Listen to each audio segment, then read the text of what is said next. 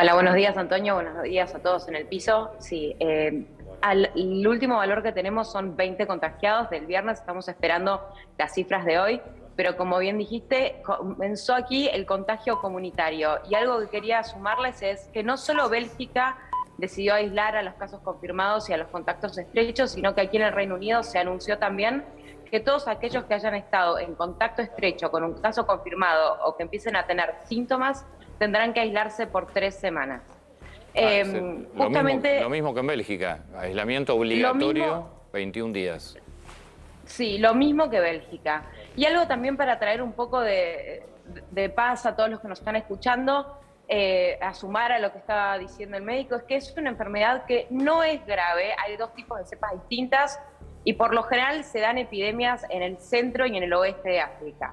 Y estas de las dos cepas que existen, la que se empezó a identificar en el mundo, que son más de 85 casos en el mundo, ya superan en Estados Unidos, en Europa, en Australia, en Israel, es la cepa que sería un poquito más leve, que lo que genera es, los primeros síntomas son los típicos de una fiebre, ¿no? Como de una gripe, fiebre, dolor muscular, dolor de cuerpo, después empiezan las ampollas, parecía la varicela, en la cara, en las palmas de las manos, pero que es un transcurso de unas 3 a 4 semanas en las cuales por lo general los contagiados después ya pueden volver a su vida normal, digo, no es común la muerte por este tipo de virus de la viruela del mono. Sí. No, y sumar a esto que veníamos hablando, una cosita, Antonio, hablaron tanto de la vacuna de la viruela. La vacuna de la viruela la inventó Jenner.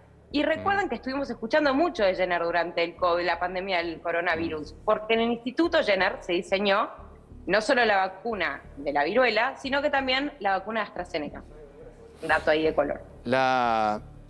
Acá la gran pregunta es tratar de ubicar el caso cero, como en su momento se trató de ubicar el caso cero del COVID, porque, por ejemplo, África no reporta ningún caso de viruela del mono. Está bien, puede ser que sea un problema de infraestructura sanitaria que no se reportan, como en su momento en COVID había pocos casos en África y tal vez había mucho más de los que se decían, pero la gran pregunta es cómo una enfermedad que estaba erradicada del mundo vuelve a aparecer, ¿dónde surge el primer caso cero?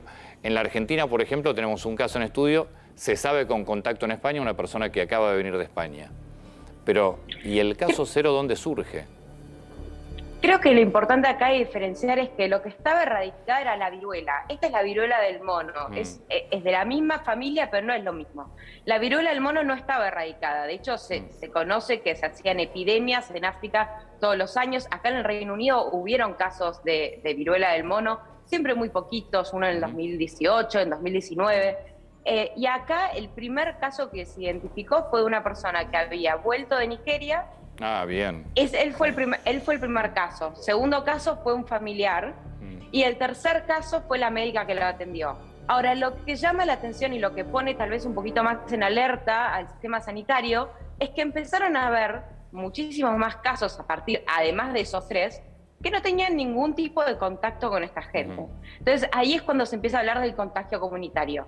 Sin embargo, importante también decir que hoy la doctora Hodgkin, que es la que está a cargo del sistema de emergencia sanitaria del Reino Unido, dijo que no nos tenemos que preocupar y que sí se empezó a vacunar a aquellos que tienen síntomas. En su 4º o 5º día de síntomas se los empezó a vacunar con la vacuna de la viruela, la que vos recibiste cuando eras chico, tal vez que muchos de otras generaciones no recibieron, como los que nacieron después del 72, probablemente no hayan sido vacunados. Pero además esto que está contando está bueno porque es una vacuna que aún contagiado y con la enfermedad en desarrollo tiene efecto. O sea que hay herramientas. Hay herramientas y acá se está vacunando a la gente en el 4º o 5º día de síntomas. ¿Para qué? Para que no desarrollen más síntomas y no tengan que pasarla tan mal. Por ejemplo, a ver, es similar en algún punto tal vez a la varicela, ¿no? Como esa sensación de que cuando uno arranca, yo tuve varicela a los 25 años, Antonio, y te puedo asegurar que de adulto no es lo mismo que de niño cuando uno tiene varicela o la viruela del mono, ¿no? Como que el cuerpo sufre un poquito más, se siente más. Y es esa sensación, ¿no? El dolor corporal, dolor muscular y después ya estás. Pero algo que tal vez está bueno también hablar es del estigma, ¿no? Y de la discriminación que empezó a haber alrededor de la viruela del mono. Sí. ¿Por qué? Correcto. Porque empezó a haber contagios en un grupo de homosexuales o de gente bisexual, pero la realidad es que esto no tiene nada que ver con la sexualidad de uno, tampoco tiene que ver con la raza, si uno es africano o no es africano, o sea, no tiene que ver con eso. ¿Cómo se contagia la viruela del mono? Se contagia por contacto estrecho con las llagas, con fluidos.